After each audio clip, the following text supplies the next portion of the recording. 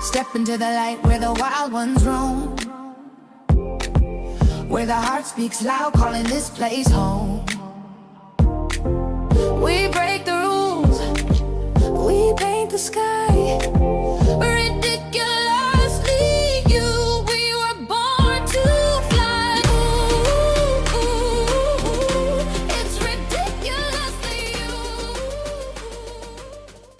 Hey everyone, welcome to the Ridiculously You podcast, where authenticity wins, weirdness is welcome, and loving the messy, magnificent parts of yourself isn't just allowed, that's just who we are. We welcome it. Today's guest has built an entire world out of the parts herself that she thought she needed to hide in the past. And you guys know that story, but sometimes it comes out in different ways with each of our guests. Now, she is an artist. She's a writer. She's a YouTuber. We're going to talk more about that. She is the founder of Zuzu's House of Cats, a place that's been described as her safe space to be seen exactly as who she is and how you are as well. She calls herself the queer AuDHD artist, dresses like what she describes as an off-duty glamour punk, which I love her sense of style. Y'all know I love style. Like, I am here for it. And she lives in a very kind of conservative area, so that's interesting too. She reads 10 books a week, occasionally snorts when she laughs, and believes she might actually be a pile of cats wearing a sparkly trench coat. So with that, it's not quite the intro. I always get to the end and people are like, that's how you're introducing me. Correct. With that, we are going to welcome Elinor Trier, or as many people know her, Zuzu, to the podcast. Welcome, Ellie. Thank you so much for having me and for a fabulous introduction. I love it. Always makes me laugh, you know. When you just the way you describe yourself makes yourself laugh. I think you're onto a winner, right? I think so. I think so. There is some, and it's so interesting, like how hearing the way that you see yourself and describe yourself through somebody else's mouth, there's something that goes, God, I'm kind of badass. That's really cool when somebody else says it, right? I love that. Yeah. Yeah, totally. Yeah. So, can we dive into art a little bit? Because you are an artist, and y'all, you guys have to, I'm like, immediately go to her website, which is Zuzu's House of Cats. It is phenomenal. I told her, I'm like, we get so many applications in to come and be on this podcast. And the thing that won me over was this website is an act of beauty and art in and of itself. But like, how did you get into art in the first place? Because your art is so expressive. Well, I grew up around art. So my mum was an amateur artist. And very, very into kind of art history. Our house was always full of art and books about art, and it just sort of like seeped into my very kind of DNA as I was growing up. Mm. And I didn't come to it personally until quite late because, you know, when you're a kid, you get sort of assigned roles. My brother was a musician from a very early age, and he's a bit of a prodigy. So he was the creative one, and I was the organized one, because as well as being very creative, I also have that sort of logistical, analytical side to me as well. And unfortunately, what that meant was in my 20s, I felt like I wasn't really allowed to express the creative side of me. Oh yeah, because you're Uh, the analytical one. Yeah. exactly, which is, oh, it's torture, absolute torture. But eventually I kind of came around to it and I started just playing and messing about and having a fun time. And it really came to a head around 2012. I had a blog project that I was doing to help me kind of overcome a period of depression. And it was called the Gratitude Project. It's looking back on it now, it's like cringe-worthy and earnest and but at the time, it was a project where I did an illustration and wrote a thank you letter to somebody who had made my life better. Whether that was like a musical artist who'd written a song that lifted my mood, or an author, or people who are alive or dead or famous or in my personal life, just anyone who had made me feel a little bit better. And it ended up being incredibly popular. and it ended up turning into a book, and I had a whole exhibition of all of the pieces I did. And from that, I started to get people asking me if I would do illustrations for them. And that sort of launched this whole sort of career as an illustrator. And I did that for about 5 years and it was great. But I realized that what I didn't want was to be creative to somebody else's specifications. Like that was starting to feel Oh very yeah. restrictive. And I stopped sort of making art just for myself because everything kind of got put into this very like commercial box. So I went off and did something else. I went back to my sort of marketing background. I did digital comms. I ran an agency where I helped people with relationship marketing and community building. And as I was doing that, my brain was going like, how, if I want to be an artist in public, how can I do it in such a way that doesn't compromise my values or my enjoyment of this, or making the stuff that I really want to make, because I've got stuff inside me that has to come out, you know. Oh yeah. And I realized that that was it. It was just making that a hard and fast rule. My job is to make what I'm called to make and find the people for whom that resonates, rather than making what people might want to buy or consume in a commodified way. So it's been a wibbly wobbly kind of epic journey. But what I'm finding is that slowly I'm building up this hardcore group of people who will follow me from making art about neurodivergence to making art about the patriarchy to making like weird, misfit, queer, freaky, neurodivergent lifestyle vlogs, and anything else that wants to come out of me. They're willing to follow along with the journey because they're connecting with the core messages of what I'm putting out there. Mm.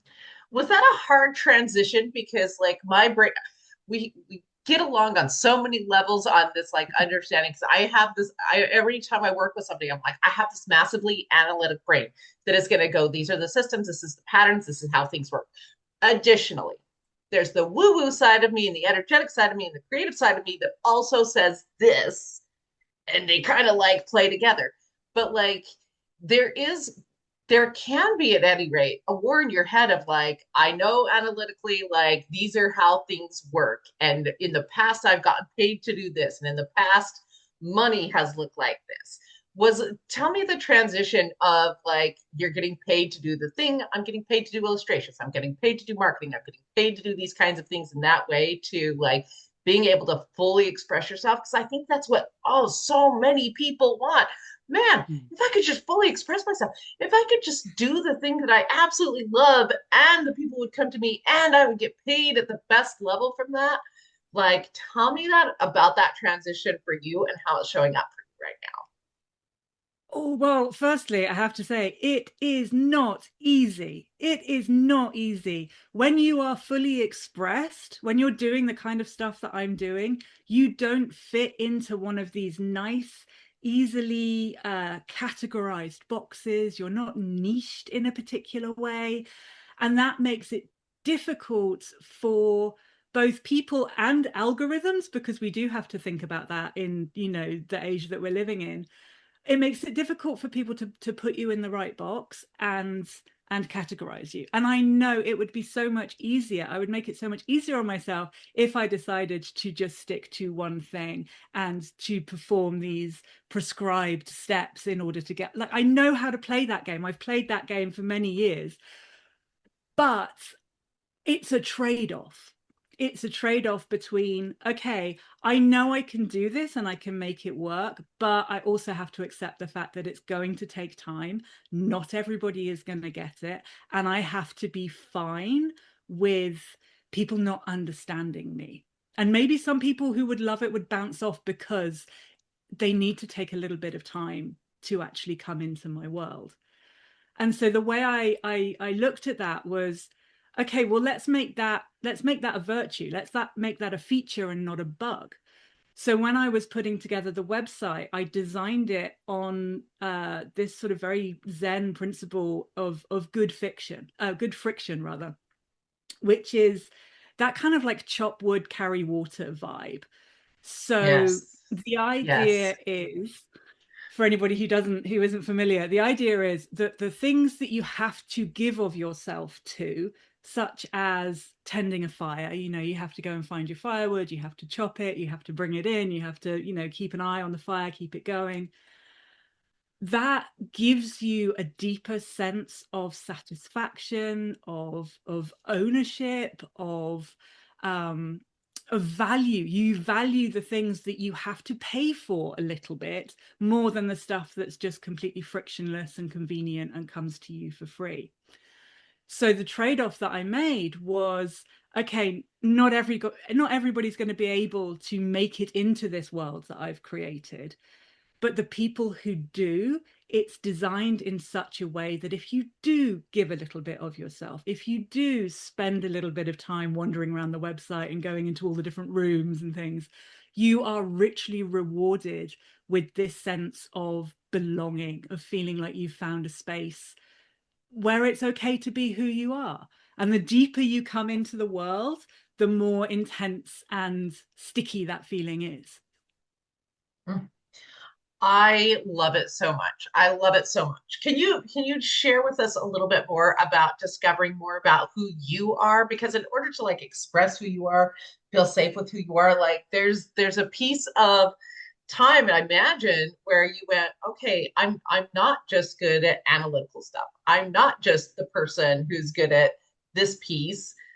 There's a full spectrum of an Ellie. There's a full spectrum of a Julian, of all of the people out there. Like, can you tell us like your personal journey with discovering and like uncovering the truth of who you are underneath that and how that's coming out more and more through your art and through other things you do? Yeah, this is a really interesting it's a really interesting journey, I think, and I'm sure a lot of people who are interested in the kind of stuff that you're doing are going to resonate with this. I am neurodivergent, so I am autistic and I have ADHD, which has meant that for the vast majority of my life, I was so heavily masked. I had no idea who I was at all. I was just in survival mode, desperately trying to fit in with a world that just was not made for me in any way, shape, or form, And it wasn't until I got a formal diagnosis in my late 30s that I was able to really like understand my life up until that point and pass out what had been going on and where I was crushing myself and squeezing myself into this kind of box of conformity. And there was something for me, I mean, it wasn't an instant thing, it took about a year, but there was something for me about having somebody say like, oh no, it's okay, like you're not a failed human being, you are actually a remarkably successful person who's battling unimaginable odds. And having that sort of self-perception flipped like that suddenly made me realize that, okay, I'm never going to fit in. I'm never going to be able to do this normal neurotypical human person stuff. Like that's just off the table for me. But what I can do is be the freakiest weirdo that is at the very core of me, and I can revel in that and I can show that like out loud, and other people who are like me before I had this discovery will see that and go, oh, maybe I can do that too.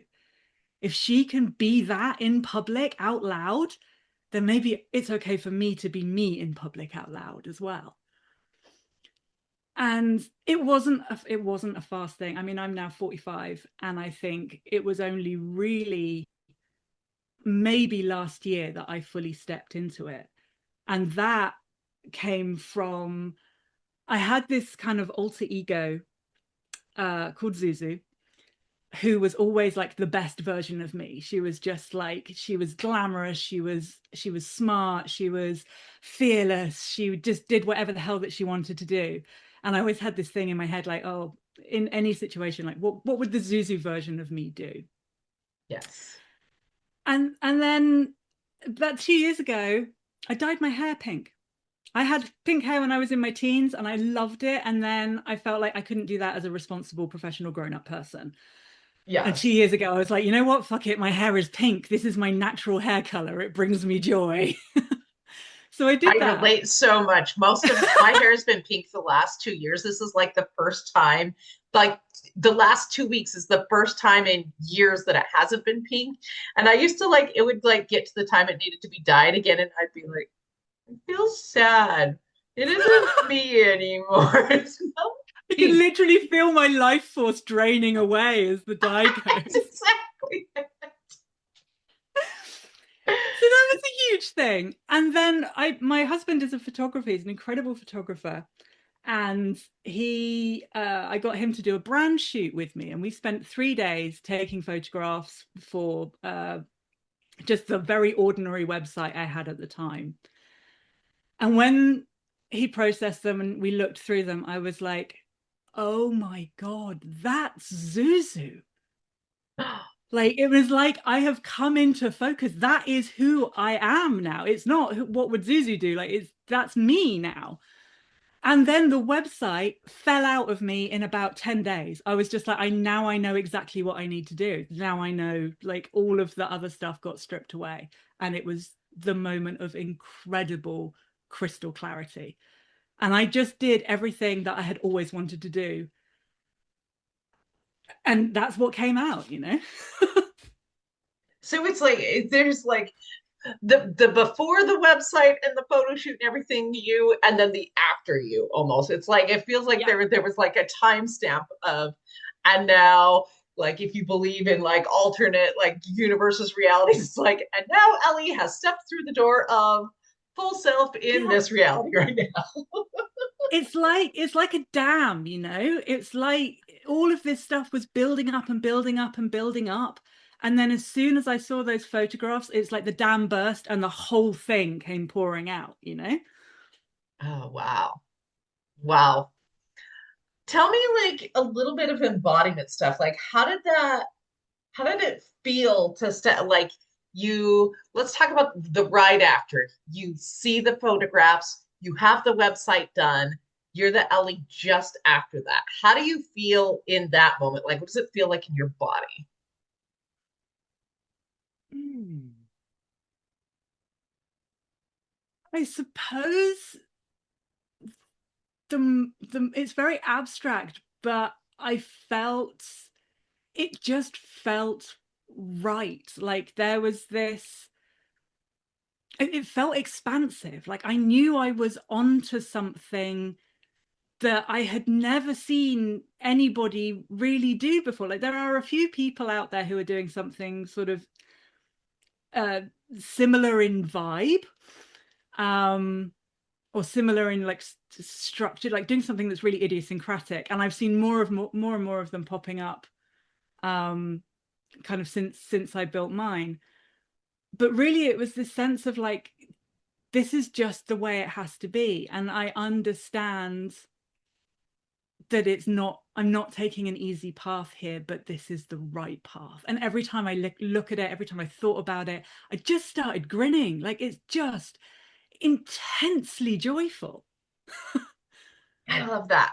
And I am going to dig more into this because we say words that sound like out there to people. We say, "Oh, it's when you're aligned and everything feels right." It's you just see it and you know, but I'm like there's so many people that go, "But how do I know?" And what does alignment feel like? And how do I know when it's my thing? Like there's so many second guessings out there. And I'm like, no, you don't understand. It's like until you do the brave thing, until you start stepping forward, until you're like there, it is an unknowing. And then all of a sudden, for me anyway, for so many people I've interviewed, it's like you get there and then and it's almost like there isn't a there, but there is. But anyway, you're there. And all of a sudden you see like the whole world is different from then on out. It's like there's new Yeah, eyes, there's a new embodiment, there's like possibilities of like the ease of putting your website together.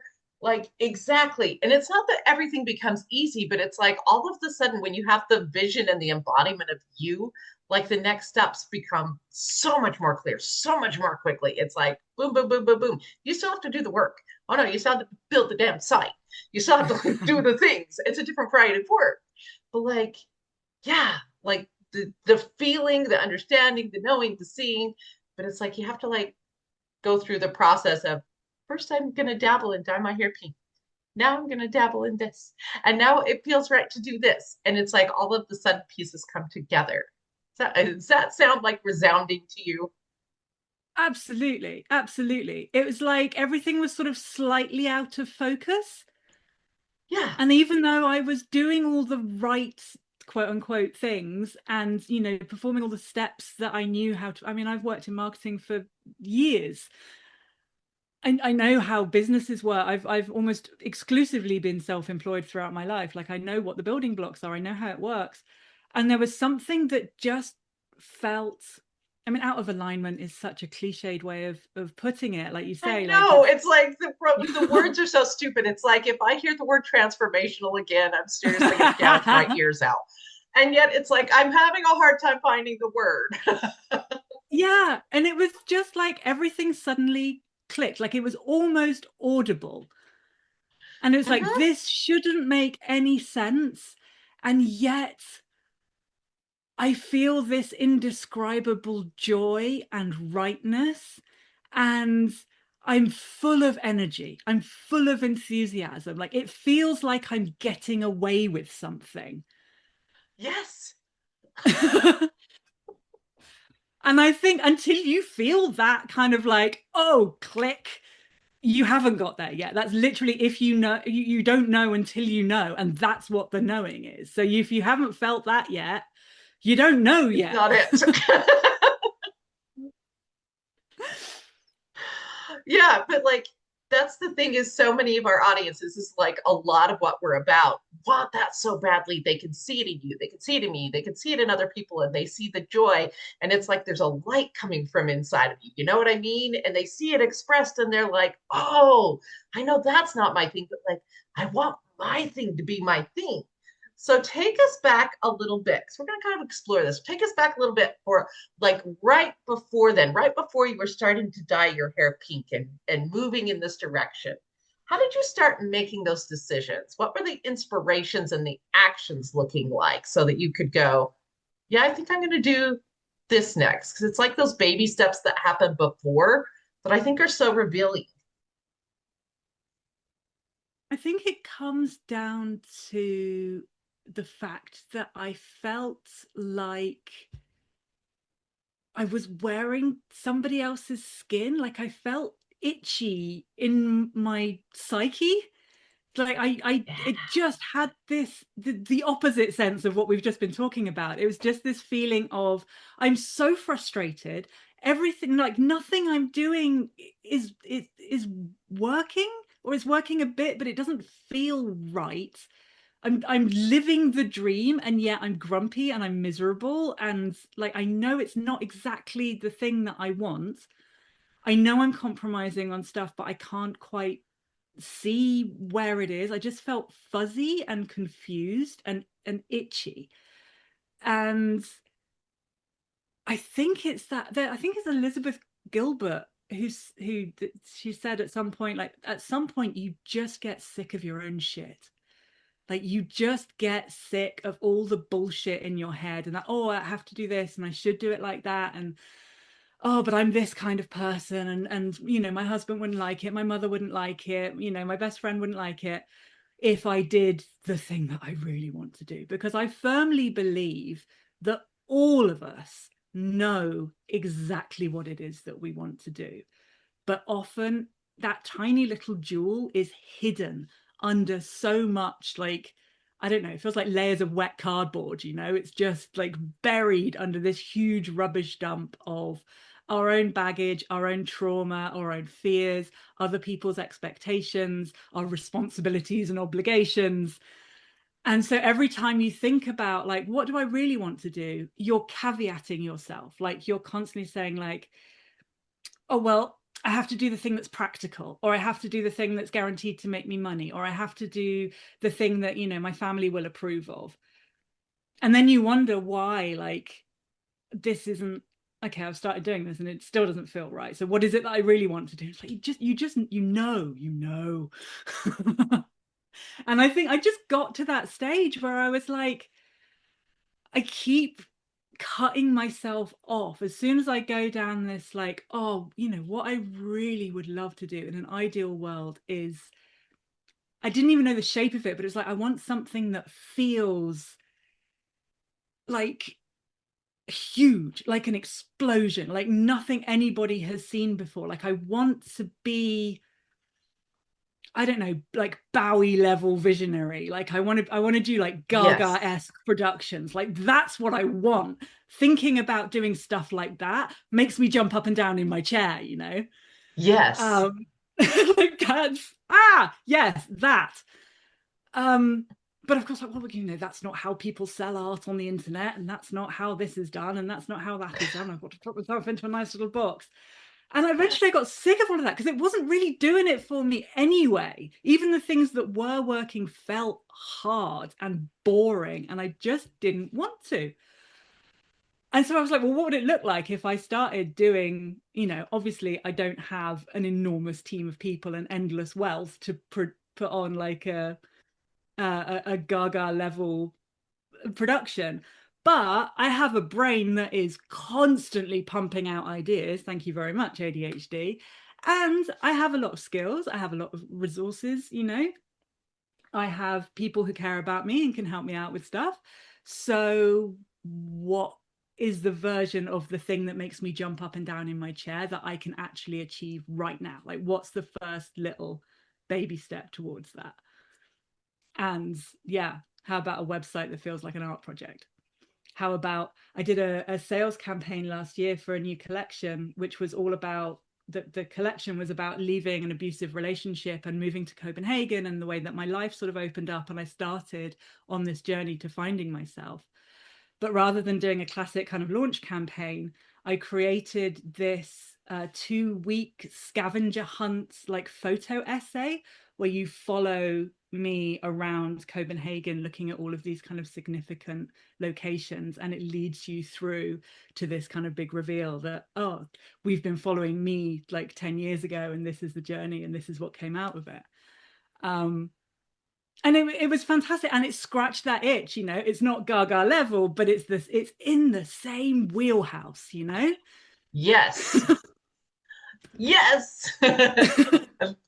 I'm like, these kind of conversations make me so excited because I'm like, yes, it's like understanding how things work, but additionally, it's like, ooh, but what if I saw it this completely different way? And what if I was inspired by Gaga? And if I was inspired by this, and I could do it like there's such a creative, like they're going on a journey with me. Like it's brilliant. I'm just telling you, it is brilliant the way you've done that. Can we go back? I want to have a little bit of a conversation.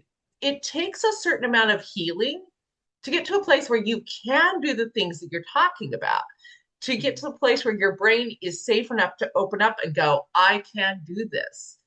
Can you tell us a little bit about what healing looked like for you so that you could get to this point? Because I'm like, yes, expansive and all of these things, and people are sitting in there scared, and this is the conversations, and you're not going to have this conversation, but the conversations that drive me crazy is like, well, I went to my therapist and we did the things and I had some transformation over time. And I'm like, I get it, and therapy's good and whatever. But I'm like, no, what did the day to day look like? Like when you were having a really shitty day and you didn't believe in yourself, like what did you actually do? Like that's the things that are like, tell us, can you tell us a little bit more about your healing journey and the what you really did to do the healing for you? I'm so glad that you brought this up because I think it's such an important part of the puzzle. And I absolutely could not be doing what I'm doing now if I hadn't have been through that process. And for me, I was fortunate enough after a lifetime of toxic, awful relationships. I have a difficult relationship with my parents, and that led into, as it does for so many of us, a whole lot of toxic relationships with people who wanted to take advantage of me and were abusive and yada yada yada.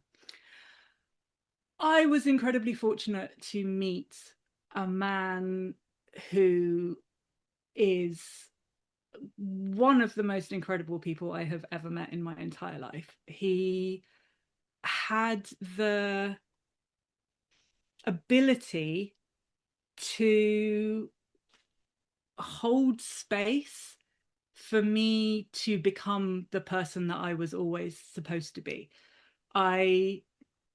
It's really interesting. A friend of mine, Tara Lever, who's also an amazing artist, she wrote this article about um this can sound really weird. She wrote an article about quantum physics and how the act of observing a particle forces it into place. So in quantum physics, you have the wave, which is the natural state, and then as soon as it's observed, it becomes a particle and it's fixed. And the way that I describe my relationship with my husband is that he saw the wave when everybody else saw the particle. So he actually allowed me to push out to the very edges of myself and provided this space where whatever I did was okay. And I was allowed to be exactly who I was without, like, if I contradicted myself, he'd be like, okay, yeah. You know, if I was a completely different person from day to day, he'd be like, yeah, okay. And he just, I know, and there's part of me that's like, oh God, this is the most unfeminist thing, like a man saved you. But it was about my relationship with him taught me what a proper relationship looked like, or like a way of relating to other people, not just in a romantic sense, which meant that all of a sudden I could see in sharp relief all of the ways that I had been taken advantage of, or had sold myself short, or had like crumpled parts of myself up. Like his just steady, like, safeness just transformed the way that I related to the world as a whole, if that makes sense. And that was honestly the most healing thing in the world, because it enabled me to regulate my nervous system down to a point where I felt safe for the first time in my life.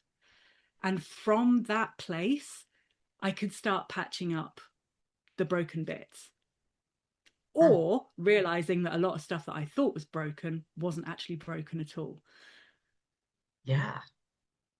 Well, and I think the takeaway here is somebody to hold space for you, somebody who's Yeah. safe. It doesn't have to be a spouse or, romantic partner. It really can be your best friend. It Yeah. can be your therapist. It can be like basically finding people in the world that are that safe groundedness. You get to explore, you get to be.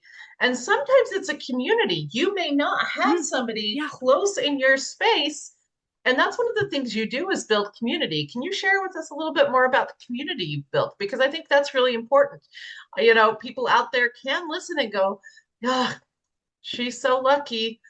Gosh, I wish I had," and true to a point. Additionally, there's ways to find community that can hold space for you, and building community that feels safe is a real gift. Can you share with me a little bit more about that? Yeah, absolutely. And I think community is a big part of this as well, like finding other people who understand you. And I think once you have that sort of initial anchor, then it's much more easy to go out and do that. But community is interesting, because if you want to build a community around you, it requires you to be vulnerable. It requires you to sort of show up and go first, because we're all terrified. We're all terrified of rejection. We all crave community, but we're terrified of rejection. And one of the things that really bonds people together, I always thought this is a really interesting technique, is that people like what is familiar to them, and they like being like, if you're in a one-to-one relationship with someone, they like it when they know that you like them. They do like that.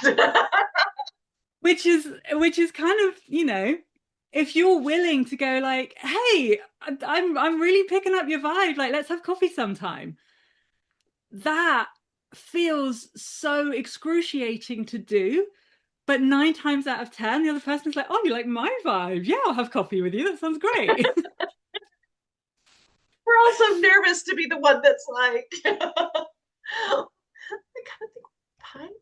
Yeah, it's so Yeah, funny because yeah. yeah, and yet that's what the other person's craving. Exactly, exactly. And I think there are so many existing communities. I mean, we live in the age of the internet, which, I mean, I firmly believe it's both the worst thing to happen to humanity, but also the absolute best thing that has happened to humanity. Especially if you're someone who's a bit of a weirdo and maybe you live in an area that you don't really jive with kind of in real life. I mean, I live in a country where I don't speak the language particularly well. Um, and is very kind of closed off and very sort of beige and conservative, and they don't really understand like this at all. But I have found, fortunately, tiny little pockets of people that I have brought together. Like, I'm the one who has the parties, I'm the one who introduces people to each other, and I feel like being the hub, being the people who's like, oh, Ellie might know someone who's good at this, or who knows this, or Ellie might know some cool people that I would get on with as well. Like, I really found that being in that role, in a sort of leadership role, I mean, that sounds very corporate, but in that community sense, really has enabled me to develop my own community as well. And I think that me being able to show up and be vulnerable in public has been the biggest factors in me connecting with people all over the world and being able to gather together this community, which has been described as a safe space to be exactly who you are, which is the highest compliment anybody could ever pay me, really. How do people connect with you in your community? What does that actually look like? I know you have like your website and you have a YouTube channel. How can people like find more of this kind of community? And then we're going to get into lightning round after that. But I'm like, tell people a little bit more about where they can, if they're like listening to you and they're like, oh my gosh, I need this in my life. I need more of this feeling in my life. How can I connect to a community like this? So the two main places are my YouTube channel. I have a pretty hopping comment section. It's still a small channel at the moment, but the comments are awesome and the people in there are just gorgeous. I have my newsletter. I put a newsletter out weekly, which is, it's a conversation. So people respond to me, people reply to me, people talk about what they're going through, what their struggles are. If I can connect somebody with something, I've just recently, somebody in my YouTube comments was lamenting the fact that I'd put out a video about going to Copenhagen Zine Fest and finding some really cool people, and she was like, oh, I wish we had something like that in my area. I live in wherever it was. And so I looked it up for her and I did some Googling and I kind of followed some threads that I'd been finding, and I was like, well, actually there's this place which is on actually next weekend, like, Oh, see neat. if you like it. And she got back to me a couple of weeks later and she was like, you know what, I went, it was amazing, I've connected with a whole bunch of people and we're going to like to collaborate on stuff. And I love doing stuff like that for my community, and that's, it's such a wonderful sort of reciprocal relationship that we have there.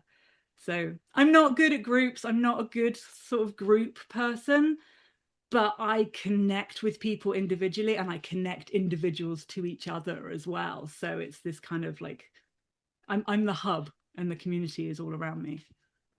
Oh, that's great. And like communities can look all different ways too. Yeah. Like that support person that how many people do we need? Like it's great to have lots of numbers, but your life changed because the one person close to you Yeah. was just the right person for you.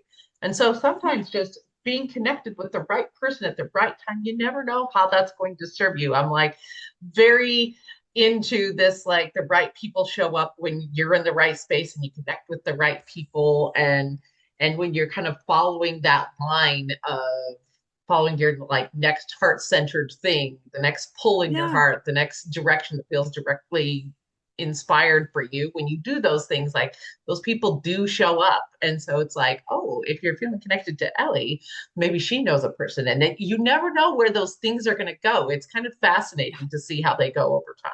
But I do want to get into lightning round, but you have one more thing. Go ahead. I just one more thing, because I think when we think community, we think group. We think like going Yeah, and joining like a committee or a place where lots of people are all together at the same time. And that's sure, absolutely, that can be a thing. But also your community is just the people that you know. It can be a collection of people that you know in individual circumstances. And that is your group. They don't have to all know each exactly. other as well. And I think that's a really important distinction. That is a great distinction because your community is I'm connected to this person here and they help me here. And then this person over there does this for me. And we really vibe on this other level. And all of those pieces individually become your community. Even if they Yeah, aren't like all together, we don't all do lunch together, but it's still my community. Right. exactly. All right, we're gonna hop into lightning round. Okay, lightning round. Tell us a piece of art that you either just finished or working on that excites you right now. Ooh, the biggest, most exciting thing that I've recently finished is a collection called Things Men Have Said to Me Instead of Hello, which is taken from the time that I was online dating in Copenhagen just before I met my husband. And I saved screenshots of the things that men said to me before they said hello, and I turned that into an art collection and had an exhibition back in January. It's a book which is available on my website. It's a whole thing, and I'm the most proud of it, I think, that I have been for a long time. Oh, I saw that online and I'm like, oh my God, this is brilliant. I'm excited. Okay. Let's see. Maximalist or minimalist? Maximalist with knobs on. More is more, am I right? More is more is more, yes. Yes. One thing you've stopped apologizing Being me. for. Love it. A piece of advice that you happily ignore right now. People come to you with advice and a piece that you're just like, I'm not going to be listening to that. That a website has to have a clearly defined navigation bar that tells people the things that they expect to see. I can see that. Do you have a favorite color you like to wear? Oh, love purple, love black, love blue, yellow. Oh God, all the colors. Don't make me choose. Yeah, all the color. Like we said, maximalist, more is more is more. Absolutely. Uh, one thing your younger self might have needed to hear. You tell one thing to your younger self that they need to Oh, it's all gonna be okay. It's all gonna be okay. hear. Yeah. I didn't think I'd see 25, but here I am, 45, still rocking, better than ever. Uh, Piece of advice for somebody who lives in a physical location that doesn't understand loudness or color or expression as much. If you don't know, I'm in Albania right now. They Oh, wear black. beige. Wow. Yeah, it's the same in Copenhagen. If it's not beige, it's black. And I Yeah, would say, that's what we just have. go nuts. Be the art exhibit on the street. Like, be the thing that people are gonna see, they're gonna look at and own it. It's your runway. It is your runway. I love that. Something wonderfully weird you wish most more people embraced about life, about themselves. Oh, I think I wish people understood the the things that you're scared of sharing, the things that you hide about yourself that you think are kind of too niche for anybody else to understand. Like, that's the stuff that makes you interesting, like the stuff that makes you cringe a bit and it's like, oh God, no one's going to understand that. That's the stuff that we want to hear. That's the stuff that makes you into a lovely, juicy, well-rounded human being. Hmm. I love that. Okay, can you share with people more about where they can find you after this? Tell them your website again, tell them your YouTube channel. We will have all the links below, y'all, but this is where you can find more. Excellent. You want to come to Zuzu's houseofcats.com, and that's house spelled the German way, Haus. And sign up for the emails. They're fabulous. I'm very proud of them. And also Zuzu's House of Cats is the YouTube channel as well. And if I'm not on the website, I'll be in the YouTube, and just reach out, say hi, say you heard me on here. Let's chat. And you guys, like, go check out the collection, the book where it's like, what things men said to me before saying hello. Is that what it was? Things men have said to me instead of hello. Instead of hello. Oh my gosh, Yeah. like what a brilliant idea. That cracks me up. Well, Ellie, thank you so much for sharing yourself, your wisdom, for expressing yourself in a way that gives people inspiration to be themselves, to showcase more of the beauty of each of us as individuals. I appreciate you so much. And with everyone else, like, share with a friend, go visit Zuzu's House of Cats, obviously. And, remember to love even the ridiculous parts of yourself, because like Ellie said, that is the parts that everyone else is going, oh my gosh, that made me human, that made me understand you. And that's who we are. So with that, this has been Julie May and the Ridiculously You podcast. We will talk to you guys next time. Share the spark, take it higher, hit subscribe, bring a friend, let the wildness never